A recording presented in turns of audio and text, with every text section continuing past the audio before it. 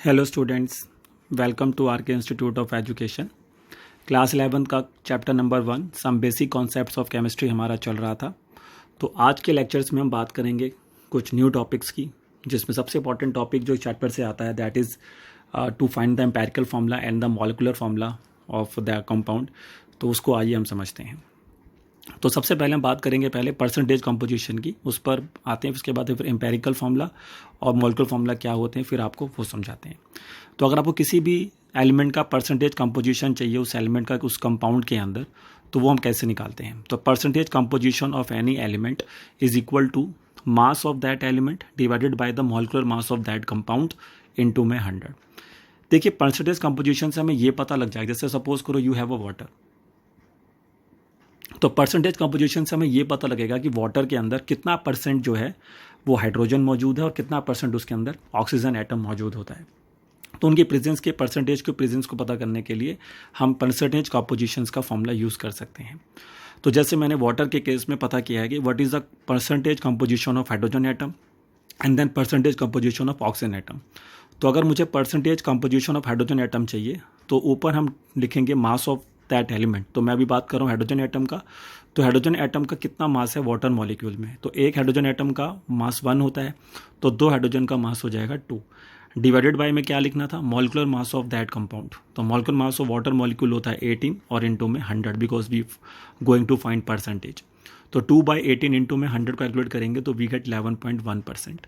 यानी कि water molecule में हाइड्रोजन की जो परसेंटेज कंपोजिशन है वो 11.1% है। अब now we have to find the percentage composition of oxygen atom. तो ऑक्सीजन का कितना मास आप देखेंगे वाटर में मौजूद होता है 16 ग्राम, तो ऊपर 16 हो गया और डिवाइडेड बाय में total mass of that compound that is 18। तो 16/18 इंटू में 100 सॉल्व इट, वी गेट 88.8%। तो 88.8% इज अवर आंसर। ठीक है, तो इस तरह से आप किसी भी कंपाउंड के अंदर किसी भी एलिमेंट का परसेंटेज कंपोजिशन जो है वो कैलकुलेट कर सकते हैं यूजिंग द फॉर्मूला जो मैंने अभी आपको ऊपर बताया है। ठीक है, तो इस पर कोई भी क्वेश्चन 1 या 2 मार्क्स में आपको पूछा जा सकता है। तो आइए अब आते हैं अपने मेन टॉपिक्स के ऊपर। जो सबसे पहला टॉपिक हम कवर करेंगे एम्पिरिकल फार्मूला। अगर हम एम्पिरिकल फार्मूले की बात करते हैं तो ये पहले डेफिनेशन समझते हैं ये होता क्या है। तो it represent the simplest relative whole number ratio of atoms of each element present in the molecule of the substance. देखिए क्या होता है कि एम्पिरिकल फार्मूले का मतलब क्या है कि जो भी एटम उस मॉलिक्यूल में प्रेजेंट्स हैं उन एटम्स के बीच में जो simplest whole number, simplest relative whole number ratio जो उन एटम्स का बन सकता है, सबसे सिंपलेस्ट रेशियो जो एटम के बीच का बन सकता है, वो हमारे को उसका एक एम्पिरिकल फार्मूला दे सकता है। तो जैसे मैं आपको समझाता हूँ पहले, अगर मैं एम्पिरिकल फार्मूला ऑफ बेंजीन का पता करना चाहता हूँ, ठीक है, अगर मैं पता करना चाहता हूँ कि बेंजीन का एम्पिरिकल फार्मूला यहाँ पर क्या हो सकता है, तो वो देखिए। तो बेंजीन का जो एम्पिरिकल फार्मूला होता है वो होता है CH होगा खाली। तो इससे हमें एक इंट्यूशन बन गया कि भाई उस कंपाउंड के अंदर कौन से एटम्स के बीच में क्या रेशियो रहेगा, सिंपलेस्ट होल नंबर रेशियो उनके एटम के बीच में क्या रहेगा। तो बेंजीन का जो वैसे एग्जैक्ट फार्मूला तो C6H6 होता है, वो उसका एग्जैक्ट फार्मूला है, दैट मीन्स उसका मॉलिकुलर फार्मूला है। अभी हम बात कर रहे हैं एम्पेरिकल फार्मूले की। तो एम्पेरिकल फार्मूले के अंदर सिर्फ हमें उसके एटम्स के बीच का सबसे सिंपलेस्ट होल नंबर रेशियो लेना होता है, relative simplest whole number ratio लेना होता है, जो कि यहाँ पर पाया गया है C और हाइड्रोजन के बीच का रेशियो 1:1 हो गया। तो ऐसे हमने कुछ एग्जांपल्स और भी लिए हैं यहाँ पर। जैसे अगर अब मैं आपको थोड़ा समझाता हूँ। अगर मैं बेंजीन लेता हूँ सपोज करिए, तो बेंजीन का जो मॉलिक्यूलर फार्मूला है वो है C6H6। अब रेशियो बिटवीन द एटम्स अगर मैं लेता हूँ यहाँ पर, अगर मैं रेशियो बिटवीन द एटम्स, मैं यहाँ पर इनके बीच का रेशियो एटम बिटवीन का एटम्स लेता हूँ, तो C और H के बीच का रेशियो बन रहा है 6:6। ऐसे अगर मैं CH4 लेता हूँ, मीथेन गैस होता है, तो उसमें C और H के बीच का रेशियो बन रहा है 1:4। ऐसे मैं C2H6 लेता हूँ, तो उसमें C और H के बीच का रेशियो बन रहा है 2:6।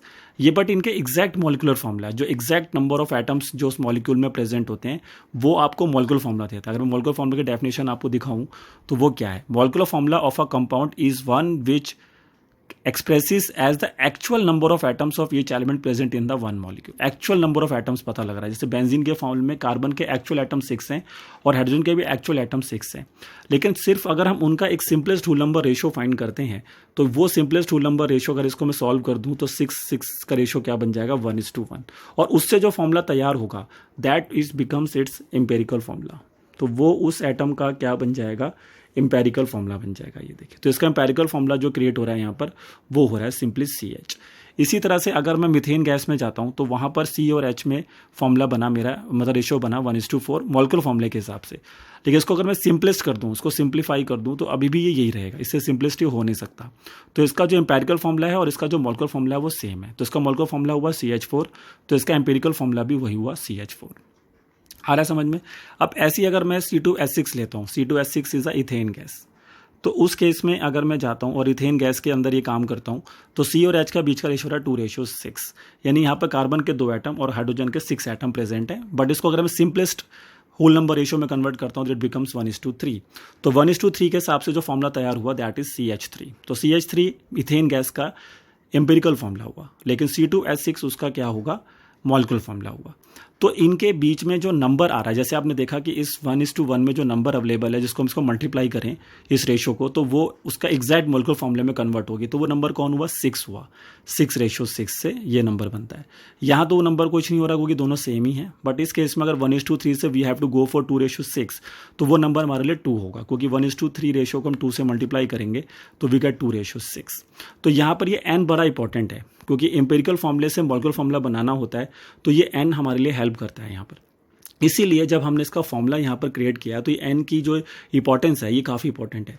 तो जैसे मैंने यहाँ पर बताया है कि अगर हमें मॉलिक्यूलर फॉर्मूला किसी भी कंपाउंड का निकालना है, मॉलिक्यूलर फॉर्मूला किसी भी कंपाउंड का निकालना है, तो उसका फॉर्मूला बनेगा n multiply by empirical formula.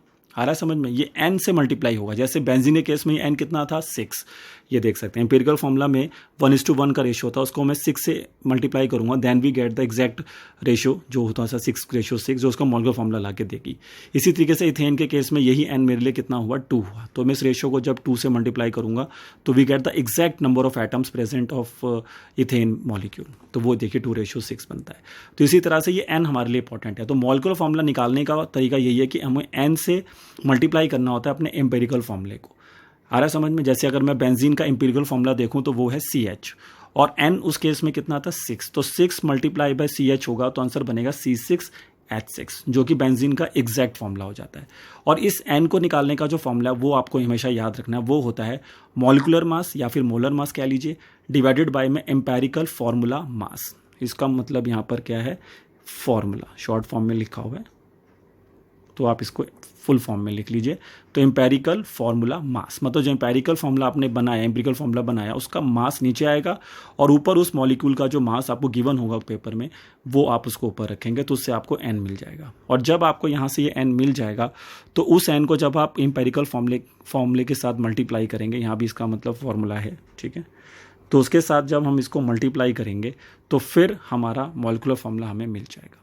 तो दोनों में डिफरेंस क्लियर करिए। एम्पेरिकल फॉर्मूला जो होता है वो सिर्फ आपको उस मॉलिक्यूल में प्रेजेंट एटम्स के बीच का सबसे सिंपलेस्ट होल नंबर रेशो देता है, और अगर उस एम्पेरिकल फॉर्मूले को हम पर्टिकुलर नंबर से जब मल्टीप्लाई कर देते हैं तो then we get the molecular formula of that compound. और उसके लिए n बड़ा इंपॉर्टेंट रखता है, और n यहाँ पर एक होल नंबर होगा, इस बात का ध्यान रखना है, तभी वो रेशो होल नंबर से कन्वर्ट होगी। और n निकालने का जो फॉर्मूला है फिर वो आपको ध्यान में रखना पड़ेगा, जो मैंने यहाँ पे आपको बताया है। तो आइए इसके पे कुछ एग्जाम्पल्स करते हैं, तभी आप मेरी बात को सही ढंग से समझ पाएंगे। चलिए, तो आइए सबसे पहले अगर हम यहाँ पर जाएं तो इधर हम अगर आप देख सकते हैं क्वेश्चन दिया है कि calculate the empirical formula for the compound जिसमें 26.6% तो पोटेशियम है, ठीक है, 26.6% उसके अंदर कितना है, पोटेशियम एटम है, एंड 35.4% उसमें क्रोमियम है, और 38.1% उसमें क्या है, ऑक्सीजन है। आपको पोटेशियम, क्रोमियम और ऑक्सीजन का एटॉमिक मास यहाँ पे दे रखा है, ठीक है, और सभी एटम्स के परसेंटेज गिवन है, जिसको हमने पीछे परसेंटेज कंपोजिशन नाम दिया था, वो आपको गिवन है कि भाई इसमें इस एटम का इतना परसेंटेज कंपोजिशन है, इस एटम का इतना है, तो तीनों एटम का परसेंटेज कंपोजिशन आपको दे रखा है विद देयर एटॉमिक मासेस। तो क्वेश्चन क्या था, एम्पेरिकल फॉर्मूला निकालना है। यहाँ पर हमें मॉलिक्यूलर फॉर्मूला नहीं निकालना, हमें सिर्फ यहाँ पर इसका एम्पेरिकल फॉर्मूला ही कैलकुलेट करना है। तो उसको निकालने का पूरा एक मेथड होता है, ये टेबल से आप देख रहे हैं जो मैंने बनाया हुआ है, इसी टेबल के थ्रू आपको जाना है ताकि आप उसका जो भी एम्पेरिकल फॉर्मूला है वो आप निकाल सकें। तो सबसे पहले कॉलम आपको बनाना है एलिमेंट, जो भी एलिमेंट है उनके नाम लिखिए, जैसे पोटेशियम, क्रोमियम और ऑक्सीजन। अगले कॉलम में सिंबल दीजिए उनके, यानी पोटेशियम को सिंबल K, क्रोमियम का सिंबल Cr, ऑक्सीजन का सिंबल हो गया O। फिर उनकी परसेंटेज कंपोजिशन लिखे, COMP का फुल मतलब यहाँ पर है परसेंटेज कंपोजिशन, तो जो आपको पेपर में दी जाएगी। जैसे आपको पोटेशियम का गिवन था 26.6, क्रोमियम का गिवन था 35.4 और ऑक्सीजन का गिवन था 38.1। फोर्थ कॉलम आप बनाएंगे एटॉमिक मास का, जो एटॉमिक मासेस आपको यहाँ पे गिवन थे, पोटेशियम का 39.1, क्रोमियम का 52 एंड ऑक्सीजन का 16। अब आता है नेक्स्ट कॉलम, सबसे इंपॉर्टेंट कॉलम यही होता है, इसको कहते हैं रिलेटिव नंबर ऑफ एटम्स। तो रिलेटिव नंबर ऑफ एटम्स को निकालना है, तो जो भी परसेंटेज आपको दी गई थी, ठीक है, जो भी परसेंटेज आपको दे रखी थी उसको आप ऊपर रखेंगे और उस परसेंटेज को डिवाइड करेंगे उस एटम के एटॉमिक मास से। फॉर एग्जांपल, अगर हम पोटेशियम का रिलेटिव नंबर ऑफ एटम्स पता कर रहे हैं उस कंपाउंड में कितने हैं, तो फिर आपको क्या करना है उसके परसेंटेज को। तो पोटेशियम का परसेंटेज कितना था 26.6 और उसका एटॉमिक मास है 39.1, तो उससे हम उसको क्या करेंगे डिवाइड करेंगे, तो आंसर आ रहा है 0.68। सेम प्रोसेस क्रोमियम के लिए फॉलो करिए। क्रोमियम का परसेंटेज था 35.4 और उसका एटॉमिक मास था 52, तो आंसर आ गया 0.68। ऑक्सीजन का परसेंटेज गिवन था 38.1 और उसका एटॉमिक मास हो गया 16, तो हमारा आंसर आ गया 2.38। तो ये बहुत इंपॉर्टेंट है, रिलेटिव नंबर ऑफ एटम्स कैसे कैलकुलेट किए जाते हैं। उस एटम का जो भी परसेंटेज होता है उसको आपको डिवाइड करना है उसके एटॉमिक मास से। क्लियर हो रहा है। अब आता है लास्ट कॉलम, जिसे कहते हैं सेकंड लास्ट कॉलम है, this is called whole number ratios. अब होल नंबर रेशियोज यहाँ पर हम कैसे फाइंड करेंगे उसको समझते हैं। तो आपने क्या करना है, ये जो आपको रिलेटिव नंबर ऑफ एटम्स मिले, इसमें आप देखिए कि किस एटम का रिलेटिव नंबर ऑफ एटम सबसे कम आया है। तो सबसे कम नंबर आया 0.68, ठीक है, दोनों के लिए सेम ही है। तो सबसे छोटा नंबर जो रिलेटिव नंबर ऑफ एटम्स में मिलेगा, आपको उसी नंबर से सारे रिलेटिव नंबर ऑफ एटम्स के डिवाइड करना है। तो जैसे सबसे छोटा 0.68 ही मिला, तो 0.68 को हम 0.68 से डिवाइड करेंगे, इधर भी 0.68 को 0.68 से डिवाइड करेंगे, और नेक्स्ट वाले में हम 2.38 को 0.68 से डिवाइड करेंगे। तो we get the answer here 1, 1 and 3.5।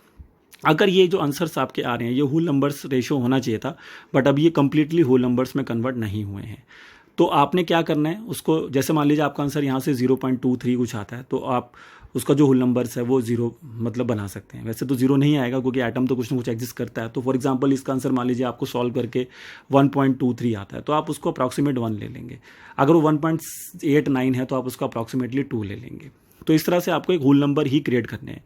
अब ये 3.5 जो मुझे यहाँ पे मिल रहा है ये होल नंबर नहीं मिल रहा है, तो इसको अगर मुझे सिंपलेस्ट होल नंबर रेशियो में कन्वर्ट करना है तो मैंने इन सभी नंबर्स को किससे मल्टीप्लाई कर दिया है 2 से, क्योंकि 2 1 जा 2 एक होल नंबर बन गया, 2 1 जा 2 एक होल नंबर बन गया, और 3.5 इंटू 2 कर दिया तो 7 आ गया।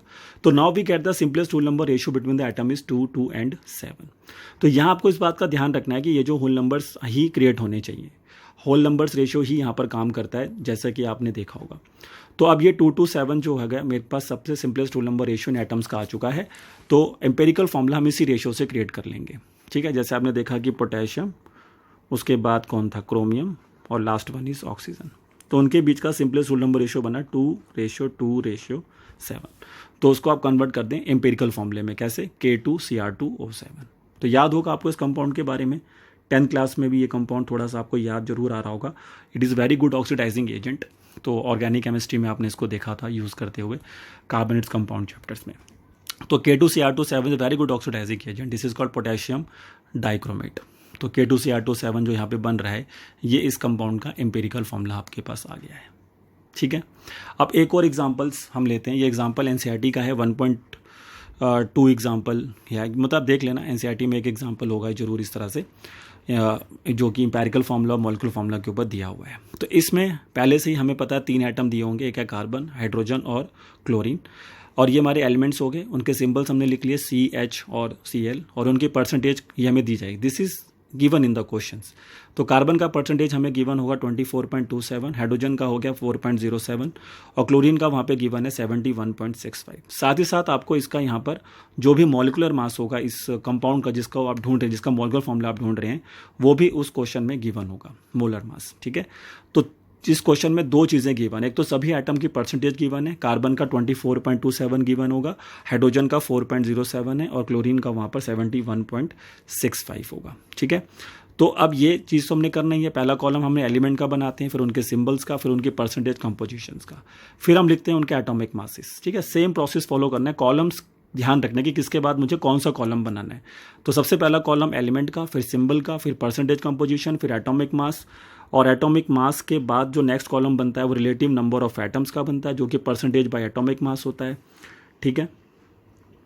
उसके बाद फिर आपका आएगा whole number ratios and then simplest whole number ratios. तो इस तरह से आपको इसको जो है कन्वर्ट करना होता है। तो सबसे पहले हमने सारी चीज़ें लिख ली है, परसेंटेज तक हमने लिख लिया है। एटॉमिक मासेस गिवन रहते हैं, नहीं तो आप जो मैंने पहले ही बोला है कि बेसिक एटम्स के मासेस को आपको याद करने होंगे। तो कार्बन का यहाँ पर मास हो गया 12, हाइड्रोजन का 1 होता है और क्लोरीन का होता है 35.5, ठीक है। तो वो हमने यहाँ पे लिख लिया है। अब रिलेटिव नंबर ऑफ एटम्स को निकालने का फॉर्मूला क्या था, percentage divided by atomic mass. तो 24.07 इज अ कार्बन का परसेंटेज था, कार्बन के एटॉमिक मास से डिवाइड किया, वी गेट 2.02। सिमिलरली हाइड्रोजन का परसेंटेज था 4.07, उसको डिवाइड किया हमने 1 से, तो वी गेट 4.07। क्लोरीन का एटॉमिक परसेंटेज 71.65 था, उसका मास था 35.5 और यहाँ से हमारा आंसर आ गया 2.02। फिर मैंने क्या बोला था कि रिलेटिव नंबर ऑफ एटम जो सबसे छोटा नंबर होगा उसी से आपको सभी रिलेटिव नंबर ऑफ एटम्स को डिवाइड करना है। तो इनमें सबसे छोटा नंबर आ रहा है 2.02, तो 2.02 को भी 2.02 से ही डिवाइड किया है यहाँ पर, 4.07 को भी 2.02 से ही डिवाइड किया हुआ है और लास्ट में 2.02 को भी हमने यहाँ पर 2.02 से ही डिवाइड किया हुआ है, ठीक है। तो इस तरह से हमने यहाँ पर सभी को, सबसे छोटा नंबर जो आता है उसी से उसको सभी नंबर्स को आपने डिवाइड करना है। तो 2.02 को 2.02 से डिवाइड करेंगे, वी गेट 1। 4.07 को 2.02 से डिवाइड करेंगे, वी गेट 2 पॉइंट समथिंग। वही चीज़ मैं आपको बता रहा था कि अब ये 2 पॉइंट समथिंग आएगा तो आपने उसको एक होल नंबर में कन्वर्ट करना है, तो it becomes 2। And similarly 2.02 exactly divisible by 2.02, तो वी गेट हेयर 1। तो सिंपलेस्ट होल नंबर रेशो 1:1 ही बना, क्योंकि इससे ज़्यादा और सिंपल ये हो नहीं सकता, क्योंकि हमारा आंसर हमने होल नंबर्स में ले लिया है, तो ये automatically is a complete whole numbers 1:1। Last time क्या हुआ था कि 2 नंबर तो होल नंबर्स में आए थे, आपने देखा था ना 1:1, बट जो हमारा लास्ट आइटम था कौन सा, दिस वन इज ऑक्सीजन, वो 3.5 आया था, तो उसको होल नंबर में कन्वर्ट करने के लिए हमने उसको 2 से इंटू कर दिया, क्योंकि 3.5 का डबल जो होता है वो होल नंबर होता है, तो वो लॉजिक वहाँ पे यूज़ हुआ। बट यहाँ पर हमने सिंपली हमारे को वही रेशो मिल गया 1:1, तो अब इसको और ज़्यादा सिंपलेस्ट करने की ज़रूरत नहीं है हमारे को, तो इसलिए ये सभी रेशो वही रहेंगी। सिंपलेस्ट नंबर रेशो यहाँ पर यही बना रहेगा, क्या, 1, 2 और 1, ठीक है। तो ये थोड़ा ध्यान रखिए, रिलेटिव नंबर ऑफ एटम से सिंपलेस्ट होल नंबर रेशो तक कैसे पहुँचना होता है। तो इस तरह से हमारा यहाँ पर simplest whole number ratio carbon, hydrogen और क्लोरीन का 1:1 आ गया।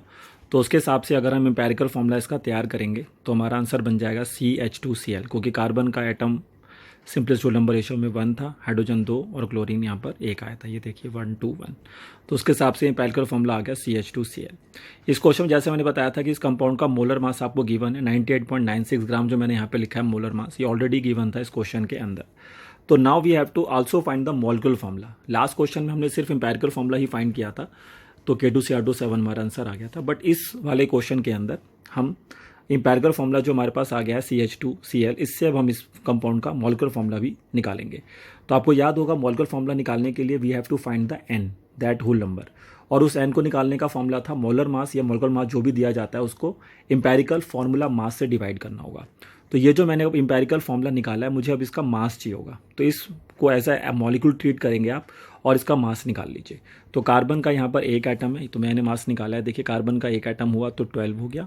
और उसके बाद नेक्स्ट यहाँ पर आपके पास हाइड्रोजन 2 हैं, तो उनका मास हो गया 2, और 1 क्लोरीन एटम का मास हो गया 35.5। तो इसका एम्पेरिकल फॉर्मूला मास जो इसका आ रहा है वो आ रहा है 49.5 ग्राम के आसपास। And the molar mass is given in the question 98.96 gram. Now we are going to find the n, that number which is very important, and it is given by molar mass divided by empirical formula mass. तो molar मास हमारे पास given था 98.96 और empirical formula मास हमने निकाला 49.5। तो अगर मैं इसको डिवाइड इससे कर रहा हूँ तो ये एग्जैक्टली इसका ट्वाइस ही है, मतलब आपका अप्रॉक्सीमेट जो आपका आंसर आने वाला है यहाँ पर वो 2 पॉइंट समथिंग आएगा। बट उसको अगर हम एज अ होल नंबर की फॉर्म में कन्वर्ट करेंगे तो n हमारा यहाँ पर कितना आ जाएगा, 2 आ जाएगा। तो n की वैल्यू जो हमारे को यहाँ से मिल रही है वो हमें मिल रही है 2, ठीक है। तो मॉलिक्यूलर फॉर्मूला का हमने वैल्यू क्या फाइंड किया था, molecular formula is always equal to n multiply by empirical formula. तो n हमारा यहाँ पे 2 आ गया और एम्पेरिकल फॉर्मूला हमारे पास कितना है, CH2Cl। तो जैसे ही मैं 2 को CH2Cl से इंटू करूँगा तो वी गेट C2H4Cl2। तो C2H4Cl2 is the molecular formula of this compound, जिसके अंदर कार्बन हाइड्रोजन की जो परसेंटेज थी वो हमें गिवन थी और साथ ही साथ इसका मोलर मास भी हमें गिवन था। तो ये एक अच्छा क्वेश्चन है, ये एनसीईआरटी का एग्जाम्पल है। तो आपको इसके अंदर परसेंटेज गिवन थी, मोलर मासेस की कंपाउंड गिवन था, और आपको इसका एम्पेरिकल फार्मूला और साथ ही साथ आपको इसका मॉलिकुलर फार्मूला दोनों ही कैलकुलेट यहाँ पर आपको करने थे। तो आई होप आपको ये जो क्वेश्चन है 2 आपको यहाँ पे जरूर समझ में आए होंगे। तो आइए अब इस एम्पेरिकल फार्मूला और मॉलिक्यूलर फार्मूला के ऊपर एक और बहुत अच्छा क्वेश्चन बनाते हैं। ये भी आपका एनसीईआरटी का ही क्वेश्चन है, ठीक है। तो आइए एक्सरसाइज में आपको ज़रूर मिल जाएगा। तो इसमें क्वेश्चन दिया है कि हमारे पास एक वेल्डिंग फ्यूल है, वेल्डिंग फ्यूल जिससे हम वेल्डिंग वगैरह करते हैं, आपने देखा होगा। तो ये वेल्डिंग फ्यूल के अंदर 2 ही चीज़ें मौजूद हैं, एक सिर्फ कार्बन है उसके अंदर और एक हाइड्रोजन है। ये formed by only 2 atoms, one is carbon and hydrogens. और उसके बाद उसने बोला कि अगर हम इसको बर्न करते हैं तो इस वेल्डिंग फ्यूल को बर्न करने के बाद we get 3.38 gram of CO2 and 0.690 gram of water, ये हमें रिलीज़ होगा। अब देखो, जैसे कि अगर हम थोड़ा सा देखें तो ये हाइड्रोकार्बन है, बिकॉज इसमें सिर्फ कार्बन और हाइड्रोजन है। अब ये हाइड्रोकार्बन है कौन सा, एल्केन है, एल्कीन है, एल्काइंस है, यही हमें पता लगाना है। क्योंकि हमें पता है कि जब हाइड्रोकार्बन्स को हम बर्न करते हैं, कंबक्शन करते हैं उनका, तो they form only 2 compounds, water and CO2। तो इसने CO2 कितना बनाया है, इसने CO2 गैस जो रिलीज़ किया है यहाँ पर, दिस इज CO2 गैस। तो इसने जो CO2 गैस यहाँ पर बनाया है वो बनाया है 3.38 ग्राम, और 0.690 ग्राम यहाँ पर उसने वाटर रिलीज़ किया है। साथ ही साथ यहाँ पर एक चीज़ ये भी गिवन है कि अगर हम 10 लीटर इस गैस का लेते हैं, मतलब ये जो गैस है वेल्डिंग फ्यूल, इसका 10 लीटर अगर हम इस गैस का लेते हैं वेल्डिंग फ्यूल का एट STP, मतलब स्टैंडर्ड टेम्परेचर प्रेशर पे, तो उसका जो मास है, जो उसका वेट है, वो 11.6 ग्राम है। तो आपको क्या क्या चीज़ें गिवन, एक बार मैं दोबारा बता रहा हूँ। इस क्वेश्चन में एक तो वेल्डिंग फ्यूल है कोई, जो गैस है एक तरह की, is a kind of hydrocarbon because it contain only carbon and hydrogen. और when we burn this welding fuel in presence of oxygen, then it gives you 3.38 gram of CO2 and 0.690 gram of water. And also the 10 liter of this welding fuel at STP having the mass 11.6 gram. Then find its empirical formula and also the molecular formula of this welding fuel. अभी तक जो पीछे आपने मैंने आपको questions कराए, वहाँ पे क्या था कि मासेस ऑलरेडी गिवन थे, आपने देखा था ना, सॉरी मासेस कह रहा हूँ, परसेंटेज ऑलरेडी वहाँ पर गिवन थी कि हाँ भैया इसमें कार्बन इतना है, हाइड्रोजन इतना, क्लोरीन इतना, इस तरह से। बट इस क्वेश्चन में थोड़ा सा अलग है। अब इस वेल्डिंग फ्यूल में 2 ही एटम है, कार्बन और हाइड्रोजन, बट आपको इनकी परसेंटेज नहीं दे रखा है। इनका कुछ और ही सिचुएशन इसमें आपको दिया हुआ है कि भाई इसको बर्न कर रहे हैं तो इतना CO2 इतना वाटर बन रहा है। तो हमें क्या करना होगा, सबसे पहले हमें इन कार्बन और हाइड्रोजन जो एटम्स यहाँ पर मौजूद हैं, इन एलिमेंट्स का हमें क्या निकालनी होगी, परसेंटेज। क्योंकि विदाउट परसेंटेज हम ना एम्पिरिकल फॉर्मूला निकाल सकते हैं ना मॉलिक्यूलर फॉर्मूला निकाल सकते हैं। तो आइए ये काम हम कैसे करेंगे, with the help of the given data. तो यहाँ पर बात हो रही है 3.38 ग्राम ऑफ CO2, क्योंकि कोई इसी CO2 में कार्बन बैठा हुआ है, और अगर हम 0.690 ग्राम ऑफ वाटर उसने रिलीज़ किया तो उसमें हाइड्रोजन बैठा हुआ है। तो first we have to find कि 3.38 ग्राम ऑफ CO2 के पास कितना कार्बन मौजूद है ना। वहीं से तो फिर कार्बन की परसेंटेज हमारे पास आएगी। तो देखो, अगर जब CO2 गैस बनता है तो C + O2 gives you CO2। तो if you take 44 gram of carbon dioxide gas, because carbon dioxide gas का मोलर मास है 44 ग्राम, तो 44 gram of CO2 contain only 12 gram of carbon, है ना भाई। 44 ग्राम जब आपने इसका मास निकाला होगा CO2 का, तो उसमें 12 ग्राम ही कार्बन लिया होगा। तो 44 gram of CO2 contain 12 gram of carbon. और मेरे पास कितना CO2 है क्वेश्चन में रिलीज हुआ, 3.38 ग्राम जो है CO2 यहाँ पे रिलीज हुआ। तो मैं पता करूँगा कि 3.38 ग्राम के पास कितना कार्बन होगा। तो फॉर यूनरी मेथड आपको यूज़ करना पड़ेगा। तो 44 gram of CO2 contain 12 gram of carbon. तो यहाँ से अगर 1 ग्राम के लिए आप निकालो पहले, ठीक है, यहाँ पे डायरेक्ट कर रखा है। तो अगर आप 1 ग्राम के लिए निकालोगे तो वो आ जाएगा आपके पास 12/44, है ना। एक स्टेप यहाँ पे मिसिंग है, तो वो आप क्या कर सकते हैं कि इधर अलग से एक स्टेप बना सकते हैं, क्या कि अगर हम 1 ग्राम ऑफ CO2 लेते हैं तो उसके अंदर हमारे को कितना मिलेगा बताओ, 12/44 ग्राम ऑफ कार्बन उसमें आपको मिलेगा, नहीं मिलेगा? बिल्कुल मिलेगा भाई। 44 gram of CO2 contain 12 gram of carbon, तो 1 gram of CO2 contain 12/44 gram of carbon, unitary method.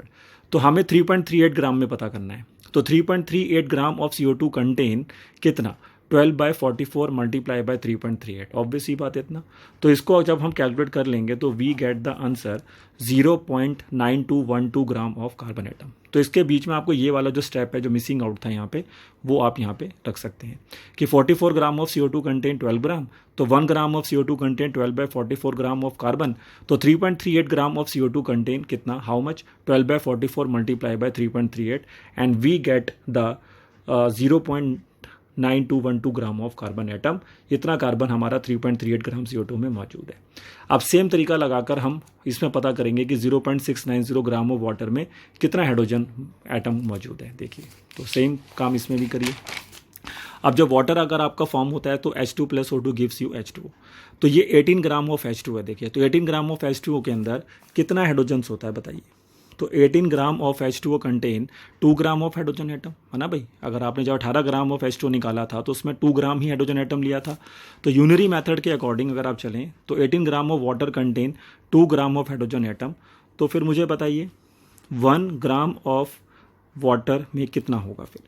तो अगर 18 ग्राम of water contain 2 gram of hydrogen atom, तो 1 gram of water contain 2/18 gram of hydrogen atom, होगा कि नहीं होगा? बिल्कुल होगा। तो ठीक है, 18 ग्राम of water contain 2 gram of hydrogen atom, तो 1 gram of water contain 2/18 gram of hydrogen atom होगा, बिल्कुल। तो हमें कितने में निकालना था? 0.690 ग्राम में निकालना था। तो 0.690 ग्राम में अगर हमें फाइंड करना है तो मुझे फिर 2/18 को मल्टीप्लाई करना होगा 0.690 से, and then we get the 0.0767 gram of hydrogen atom. तो मैंने इस तरह से जो मेरे को CO2 और वाटर के मासेस गिवन थे उसमें मैंने पता कर लिया कि उसमें कितना कार्बन है और कितना मास उसमें हाइड्रोजन का अवेलेबल है। तो now the total mass of the welding fuel कितना होगा, बिकॉज वेल्डिंग फ्यूल में सिर्फ 2 चीज़ें मौजूद थी, एक कार्बन और एक हाइड्रोजन। तो कार्बन का मास हमारे पास ये आया था, आपने पीछे कैलकुलेट किया था, अभी देखा होगा 0.9212 आया था, ठीक है। और हाइड्रोजन का मास हमारे पास आया 0.0767। तो टोटल मास इस पूरे वेल्डिंग फ्यूल का कितना हो गया? 0.9979 ग्राम। तो याद होगा परसेंटेज कंपोजिशन कैसे निकालते थे, याद कीजिए। तो परसेंटेज कंपोजिशन निकालने के लिए जिसका परसेंट कंपोजिशन हम उस एटम का निकाल रहे हैं उसका मास आता है ऊपर और डिवाइडेड बाय में आता है total mass of that compound और इनटू में 100 होता है। तो कार्बन एटम का मास यहाँ पर अवेलेबल है 0.9212 और total mass of the compound हमारे पास है 0.9979। तो उससे मैंने इसको डिवाइड किया और 100 से मल्टीप्लाई किया, तो वी गेट हेयर 92.2%। तो 92.2% जो हमारे पास है यहाँ पर कार्बन में एटम मौजूद है। और ऑब्वियसली बात है, अब उसमें 2 ही एटम मौजूद हैं, कार्बन एक हाइड्रोजन। तो कार्बन का परसेंटेज अगर 92.2% है तो हाइड्रोजन का परसेंटेज निकालने के लिए 100 में से 92.2 माइनस कर देंगे, तो हमारा आंसर आ गया था कितना? 7.7%। तो यहाँ पर हमारा काम बस थोड़ा सा बढ़ गया, क्योंकि प्रीवियस क्वेश्चंस में हमें उन एटम के परसेंटेज ऑलरेडी गिवन थे और डायरेक्टली हम टेबल बनाकर फटाफट उनका सिंपलेस्ट होल नंबर रेशियो निकालते थे और उससे हम अपना जो भी एम्पेरिकल फॉर्मूला था वो निकाल लेते थे। बट इस क्वेश्चन के अंदर हमें मेहनत करना पड़ा, हार्डवर्क करना पड़ा कि कैसे हम इसमें पता करें कि कार्बन और हाइड्रोजन का जो वेल्डिंग फ्यूल हमें दिया था उसमें कार्बन हाइड्रोजन कितना परसेंटेज कंपोजिशन है। तो वो हमने पूरी कैलकुलेशन के सहित यहाँ पर पूरा ढंग से निकाल लिया है। देखिए, तो बस अब अपने टेबल पे आइए और सेम प्रोसेस फॉलो करिए। तो पहला कॉलम एलिमेंट आएगा, कार्बन और हाइड्रोजन, सिंबल आएगा C और H, परसेंटेज हमने निकाल ली, कार्बन का 92.2, हाइड्रोजन का 7.7, एटॉमिक मास कार्बन का 12 होता है, हाइड्रोजन का 1 होता है। Then we going to find relative number of atoms, तो परसेंटेज को डिवाइड करेंगे एटॉमिक मास से, तो 92.2 को 2 से डिवाइड किया, वी गेट 7.7, 7.7 को 1 से डिवाइड किया, वी गेट 7.7, ठीक है। अब 7.7 is the smallest number out of these 2 numbers, तो 7.7 से दोनों को डिवाइड करेंगे ताकि होल नंबर रेशियो बन जाए जैसे लास्ट टाइम कर रहे थे। तो 7.7 divided by 7.7 we get 1, 7.7 divided by again 7.7 we get again 1, और 1 रेशियो 1 इससे सिंपलेस्ट हो नहीं सकता। तो simplest whole number ratio between carbon hydrogen atom आ गया 1:1। तो एम्पिरिकल फॉर्मूला आपके लिए तैयार हो गया कितना? CH। This is your empirical formula and it is CH, ठीक है। अब हमें याद होगा मॉलिक्यूलर फॉर्मूला निकालना है, तो मॉलिक्यूलर फॉर्मूला निकालने के लिए याद होगा वो N निकालना होता है, और N निकालने का फॉर्मूला क्या बताया था? Molar mass divided by empirical formula mass. तो एम्पेरिकल फार्मूला तो हमारे पास आ गया CH, तो यहाँ से हमने एम्पेरिकल फार्मूला मास निकाल लिया जो कि कार्बन का 12 हो गया, हाइड्रोजन का 1, तो 13 ग्राम हमारे पास एम्पेरिकल फार्मूला मास आ चुका है। बट इस क्वेश्चन के अंदर मोलर मास हमें गिवन नहीं है। ये जो मोलर मास आप यहाँ पे देख रहे हैं 26 ग्राम, ये हमने फाइंड किया है, क्योंकि आप देख सकते हैं क्वेश्चन जो गिवन था वो सिर्फ इतना ही गिवन था कि वेल्डिंग फ्यूल में कार्बन और हाइड्रोजन्स है और उनको बर्न करने पर इतना CO2 बनता था, इतना वाटर। लेकिन ये डाटा अब जो अलग से दिया हुआ है ये आपको हेल्प करेगा मोलर मास को निकालने के लिए। तो आइए हम समझते हैं कि अब मोलर मास इस कंपाउंड का कैसे आएगा। तो उसने लिखा था कि 10 litre of this gas at STP का अंदर उसका मास कितना? 11.6 ग्राम। तो याद है अभी पीछे मैंने आपको एवोगैड्रो हाइपोथेसिस बताया था, तो मैंने वहाँ पर बात करी थी कि कोई भी गैस का अगर 1 मोल ले लिया जाए तो वो हमेशा 22.4 लीटर वॉल्यूम ऑक्यूपाई करती है। तो दैट मीन्स अगर 22.4 लीटर वॉल्यूम के अकॉर्डिंगली हम उस गैस का मास निकालें तो वो 1 मोल का मास होगा, क्योंकि 1 mole gas is always occupied 22.4 litre. तो 22.4 litre is equal to 1 mole of gas, and 1 mole of the gas का जो मास होता है वही तो उसका मोलर मास होता है। याद होगा ना, मोलर मास का फॉर्मूला क्या है, उसका डेफिनेशन क्या है, the mass of 1 mole of the substance. तो लॉजिक पे काम करिए, 22.4 लीटर किसी भी गैस का लेते हैं तो वो 1 मोल के इक्वल होगा, क्योंकि 22.4 लीटर वही जो वॉल्यूम ऑक्यूपाई किया गया वो 1 मोल गैस के द्वारा किया गया, और 1 मोल गैस का जो मोलर मास होगा वही तो हमारा आंसर होगा। तो ऑटोमेटिकली हमें ये पता करना है, यहाँ में गिवन है कि 10 लीटर में 11.6 ग्राम वेइंग मास है, इसका मास इतना आ रहा है। तो अगर मैं ये पता कर लूँ कि 22.4 लीटर में कितना मास है तो वो आपका मोलर मास बन जाएगा, क्योंकि 22.4 लीटर में जो भी गैस का मोल होता है 1 मोल रहता है, और 1 मोल का जो भी मास होता है मोलर मास होता है। तो उस लॉजिक को देखिए मैंने कैसे यूज़ किया कि 10 litre of this gas at STP weighing, मतलब मास इतना कितना है उसका 11.6 ग्राम। तो फिर 1 लीटर में कितना होगा बताओ, 1 लीटर में कितना आ जाएगा 11.6/10। यूनरी मेथड लगाओ तो डायरेक्टली ये कर रहे हैं यहाँ पर, तो आप इसको डायरेक्टली ऐसे भी कर सकते हैं, बट यूनरी मेथड अकॉर्डिंग चलेंगे तो 10 litre of gas at STP weighing 11.6 ग्राम, तो 1 लीटर वेइंग कितना 11.6/10 ग्राम, और फिर 22.4 लीटर में पता करिए, देखिए वही चीज़ हो रही है। तो 22.4 लीटर में पता कर लेंगे तो वो मास हमारे को मिला 25.98 gram per mole, that means approximately it becomes 26 gram per mole. और यही जो 22.4 लीटर में मास आया है approximately 26 gram, that becomes the molar mass of this welding fuel gas. Clear हो रहा है कॉन्सेप्ट? एक बार मैं दोबारा बता रहा हूँ आपको लास्ट टाइम कि 22.4 लीटर जो भी वॉल्यूम ऑक्यूपाई किया जाता है किसी भी गैस के द्वारा at under standard temperature pressure, it occupy by the 1 mole of gas. और 1 मोल ऑफ गैस का अगर वॉल्यूम 22.4 लीटर है तो 22.4 लीटर गैस के द्वारा जो भी मास आपको मिलेगा वो हमेशा उसका मोलर मास ही होगा, क्योंकि वो 1 मोल गैस का ही मास होता है। इसलिए मैंने 10 लीटर की मदद से पहले 22.4 लीटर मतलब 22.4 लीटर गैस का मास पता किया, और वही मेरा क्या बन गया देखिए, मोलर मास। ठीक है, तो इस तरह से आपको ये इस डाटा को यूज़ करना है जो यहाँ पे दिया हुआ है, ताकि हम इस गैस का क्या निकाल सकें, मोलर मास।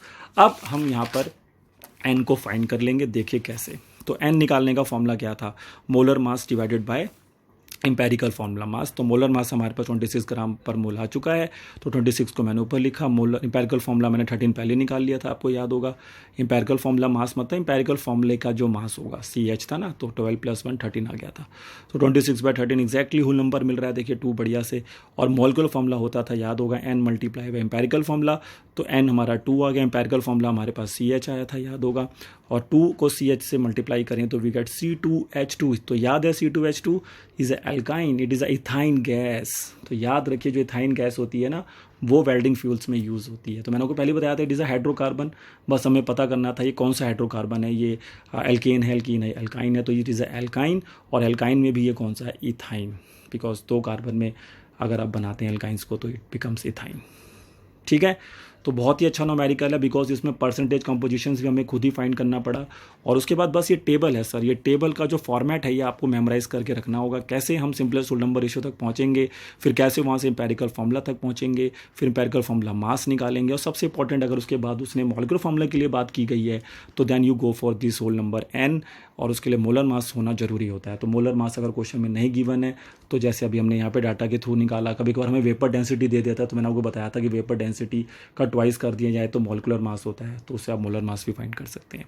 तो ये लॉजिक्स को आप इस्तेमाल करें, क्योंकि एम्पेरिकल फॉर्मूला और मॉलिक्यूलर फॉर्मूला काफ़ी इंपॉर्टेंट कॉन्सेप्ट है जो क्वेश्चन में एग्जाम में हमेशा इनके ऊपर क्वेश्चन पूछे जाते हैं। तो आई होप आपको आज का लेक्चर क्लियर हुआ होगा। अब नेक्स्ट लेक्चर्स के अंदर हम कुछ और टॉपिक्स के साथ आपके साथ जुड़ेंगे, तब तक इस चीज़ों को पढ़िए, इनको रिवाइज़ करिए। ठीक है, कोई भी डाउट है तो ज़रूर हमसे पूछिए। तो मिलते हैं आपसे नेक्स्ट लेक्चर के साथ कुछ और न्यू टॉपिक्स इसी चैप्टर से। Thank you.